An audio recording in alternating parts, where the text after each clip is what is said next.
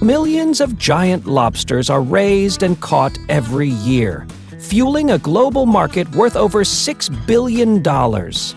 In high-end restaurants, a single lobster dish can cost more than a week's groceries. But behind the luxury lies risk. Storms that wipe out entire farms, and divers risking their lives to harvest these ocean giants. So, how do fishermen manage to supply millions of lobsters every year, despite these challenges? Let's dive in and uncover the billion-dollar lobster industry and why the world can't get enough of it.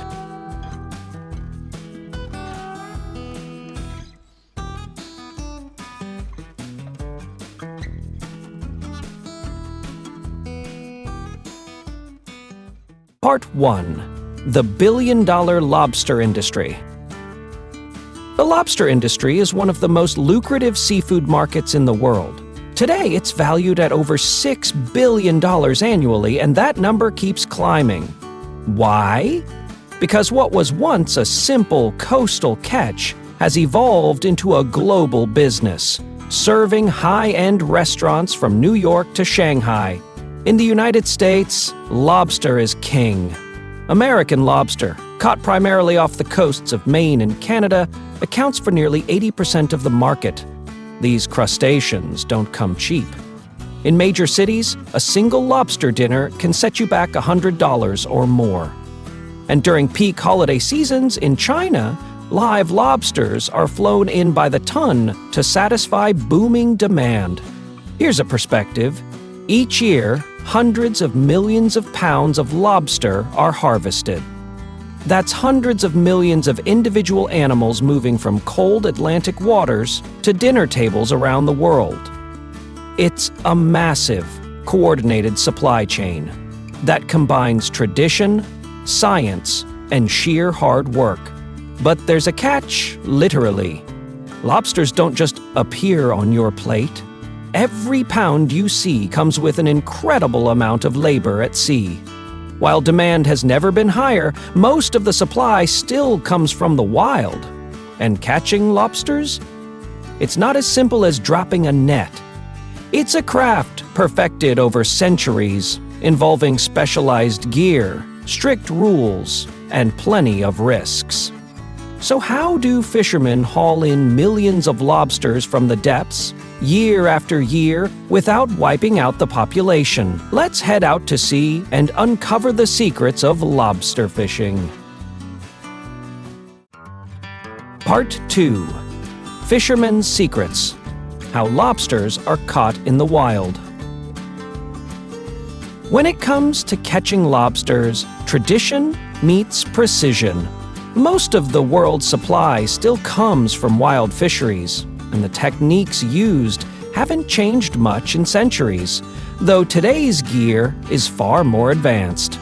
The primary tool? The lobster trap, or pot. Imagine a small underwater house, complete with rooms named like parts of a home. The kitchen, where the bait sits, and the parlor, where the lobster ends up once it's crawled too far to turn back. These traps are built with one-way entrances and escape vents for undersized lobsters, ensuring that juveniles live to grow and reproduce. Fishermen bait each trap with salted fish, herring is the favorite, then lower it to the sea floor, anywhere from 20 to 500 feet deep. Each trap is attached to a buoy painted in unique colors, a kind of ocean signature that tells other fishermen who owns it. A single lobsterman might manage hundreds of these traps, checking them every 2 or 3 days. Pulling the traps isn't easy. Boats position themselves above each buoy, snag the rope with a gaff, and use a hydraulic hauler to bring the heavy traps to the surface. Inside, it's a gamble. Some traps hold a few lobsters, others none at all. Legal-sized lobsters go into the holding tank. Females with eggs and undersized ones are carefully returned to the sea. It's sustainability in action, because without it, the fishery wouldn't survive. But this job comes with real risks. Heavy gear, rough seas, and freezing temperatures make lobster fishing one of the most dangerous professions in North America. Every season, accidents and fatalities remind us that these luxury meals come at a human cost. And that raises a question. With demand climbing and the risks so high, could there be a safer, more controlled way to produce lobsters? Some believe the answer lies not in the open ocean, but in carefully managed sea farms.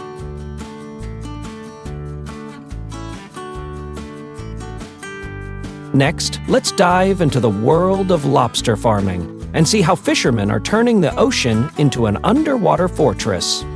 Part 3. Lobster farming. Building underwater fortresses. If wild fishing is a gamble, lobster farming is an attempt to stack the odds in our favor. Unlike shrimp or salmon, lobsters are far harder to raise in captivity. They grow slowly, molt unpredictably, and are notorious for cannibalism if conditions aren't perfect. But in regions like Vietnam, Indonesia, and parts of Australia, farmers have turned sheltered bays into thriving lobster farms. The concept is simple but ambitious. Create underwater fortresses. Farmers use two main systems: floating raft cages on the surface or submersible net cages suspended beneath the waves. Each cage is a heavy-duty mesh enclosure anchored securely to withstand ocean currents. Location is everything. Water must be clean, warm, and calm, with temperatures hovering around 78 to 82 degrees Fahrenheit. Inside these cages, juvenile lobsters, often collected from the wild, are stalked carefully to prevent overcrowding. Healthy, active individuals with no deformities are selected because one weak lobster can spread disease to an entire cage. Farmers also monitor salinity, oxygen levels, and water flow daily. A sudden drop in oxygen or an unexpected algae bloom can wipe out thousands of dollars worth of stock overnight. It's a high-risk investment. Building a farm can cost tens of thousands of dollars, and one severe storm can destroy everything. Yet the potential rewards keep entrepreneurs coming back. A single harvest from a well-managed farm can bring in profits that rival those of traditional fisheries, without the constant battle against harsh seas. Raising lobsters in pens isn't enough. They need to grow, and that means feeding them like royalty. Coming up next, the surprising diet and care routines that turn small juveniles into the giants you see on your plate. Part 4. Feeding and caring. The secrets behind lobster growth. Feeding lobsters isn't as simple as tossing in pellets. These ocean predators demand a diet as varied as their wild menu. Farmers prepare hefty bags filled with chopped fish, clams, mussels, and sometimes small crabs. Each cage becomes an underwater buffet, but only after the farmers clean out yesterday's leftovers. Why the cleanup? Lobsters are messy eaters. Bits of shells and rotting meat left behind can pollute the water, lower oxygen levels, and trigger shell disease. So, before each feeding, divers or workers scrub the cages, making sure the environment stays as close to natural as possible. Feeding happens during cooler hours, usually early morning or late afternoon. Portions are carefully controlled. Too little, and the lobsters turn on each other, a costly case of cannibalism. Too much, and the waste fouls the water.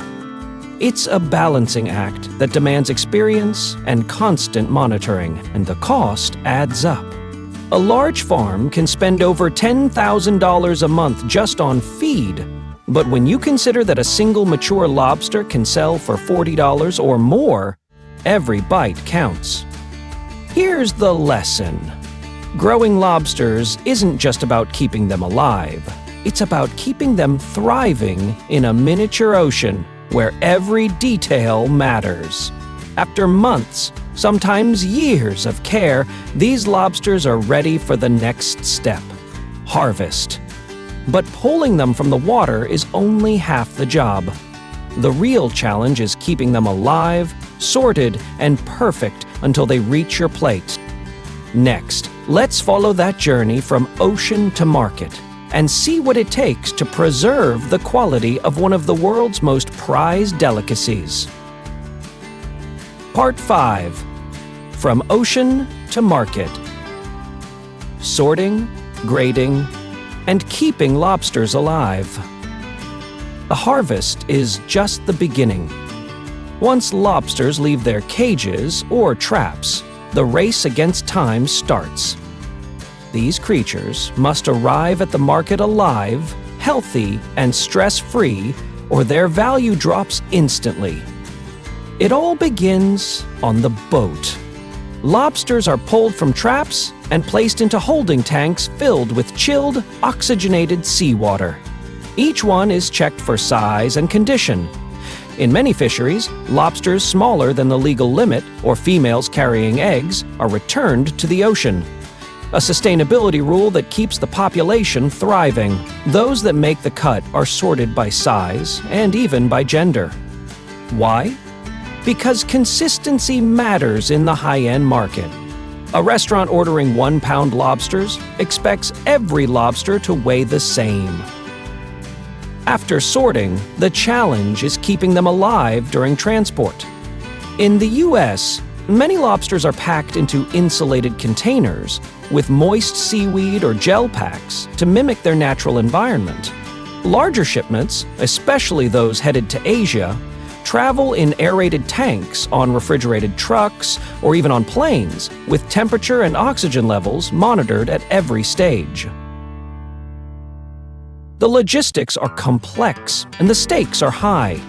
A single container can be worth tens of thousands of dollars, and one delay or equipment failure can wipe out an entire shipment. That's why the lobster supply chain is one of the most carefully managed in the seafood industry. But after all this effort, why do people pay so much for this crustacean? What makes lobster a symbol of luxury?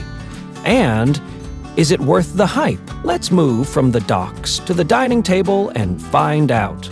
Part 6. On the plate. Why lobster is worth the hype.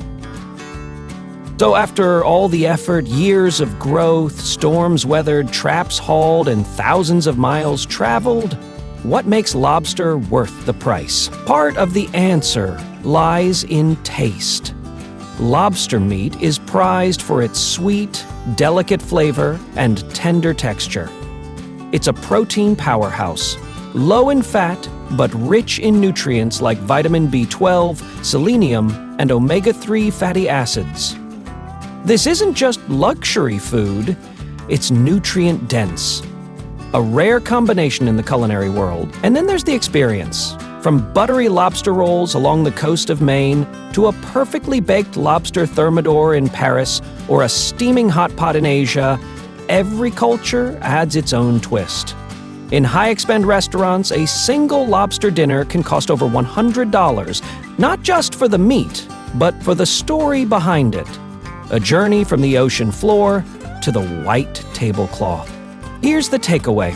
Lobster isn't just food, it's a celebration, a symbol of craft, risk, and reward. Every bite carries the work of fishermen, farmers, and a global network that ensures this crustacean arrives fresh and perfect on your plate. So would you pay that much for a lobster feast? Or does the real value lie in understanding the journey behind it?